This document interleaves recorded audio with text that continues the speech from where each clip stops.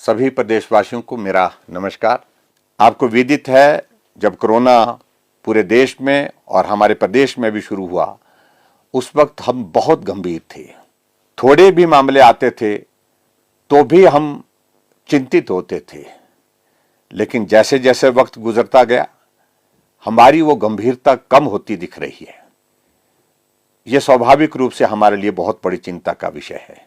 पिछले कुछ अरसे से, जब से अनलॉक फेज शुरू हुआ है, आर्थिक गतिविधियां शुरू हुई है, स्वाभाविक रूप से ये भी आवश्यक है हम सबके लिए कि हम काम पर निकलें, क्योंकि आर्थिकी परिवार की हो, चाहे प्रदेश की हो, चाहे देश की हो, उसको संभालने की जिम्मेवारी भी हमारी है। लेकिन आजकल की परिस्थितियों में विशेष तौर से हम अनुभव कर रहे हैं कि गंभीरता बहुत कम होने की वजह से यह संक्रमण बहुत तेजी से फैलता जा रहा है।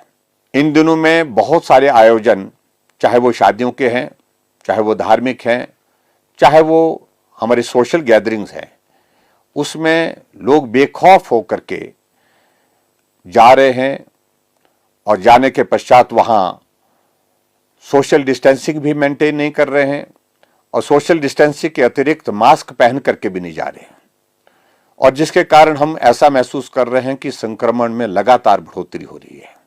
बहुत सारे मामले ऐसे आयोजन के माध्यम से हिमाचल प्रदेश में बढ़े हैं। और यह भी मैं कहना चाहता हूं, इन दिनों में जहां ये शादियों का दौर चल रहा है, प्रदेश में ठंड का प्रकोप बढ़ता जा रहा है, इस वायरस के संक्रमण के और भी ज्यादा संभावना बढ़ रही है। क्योंकि जब अब सर्दी का मौसम आता है, स्वाभाविक रूप से हम खिड़कियां, दरवाजे सभी बंद कर देते हैं। वेंटिलेशन जब नहीं होती है, अगर कोई भी उस वायरस का कैरियर एक भी आदमी कमरे के अंदर हो, हॉल के अंदर हो, वो बहुत सारे लोगों को संक्रमित कर सकता है। मामलों में बढ़ोतरी को देखते हुए हमको विवश होकर के कुछ सख्त निर्णय पिछले कल कैबिनेट में लेने पड़े हैं।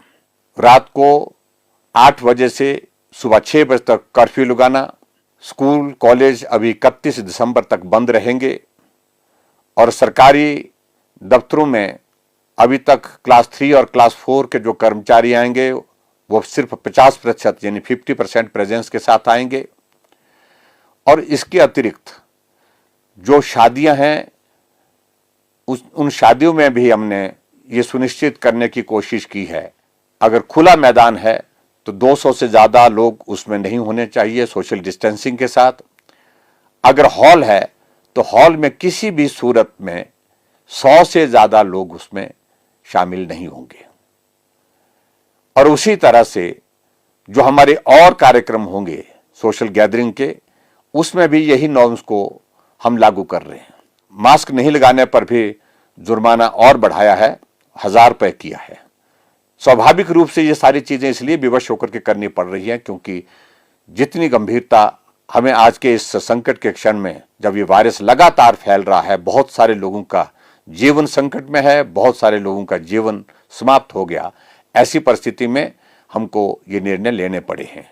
आज हमने एक और कार्यक्रम की हिमाचल प्रदेश में शुरुआत की है, हिम सुरक्षा अभियान के रूप में, और इसमें 8000 जो है हमने टीमें बनाई हैं पूरे हिमाचल प्रदेश में, जो हर घर में जाएंगी, हर गांव में जाएंगी, और गांव में जाकर के कोविड-19 के मामलों को लेकर के गंभीरता से हमको काम करना है। और इसके अतिरिक्त चाहे किसी को ट्यूबरक्लोसिस है, यानी कि क्षय रोग है, चाहे किसी को लेप्रोसी है, कुष्ठ रोग है, और उसके अतिरिक्त किसी को शुगर की बीमारी है, ऐसी परिस्थिति में भी वो टीमें जाकर के सर्वेक्षण करेंगी, ताकि हमारे पास पूरे हिमाचल प्रदेश के हर परिवार के, हर व्यक्ति का एक डेटाबेस हो जाएगा, जिसके आधार पर हम आने वाले समय में बेहतर स्वास्थ्य की सुविधा देने के लिए काम करने की कोशिश करेंगे।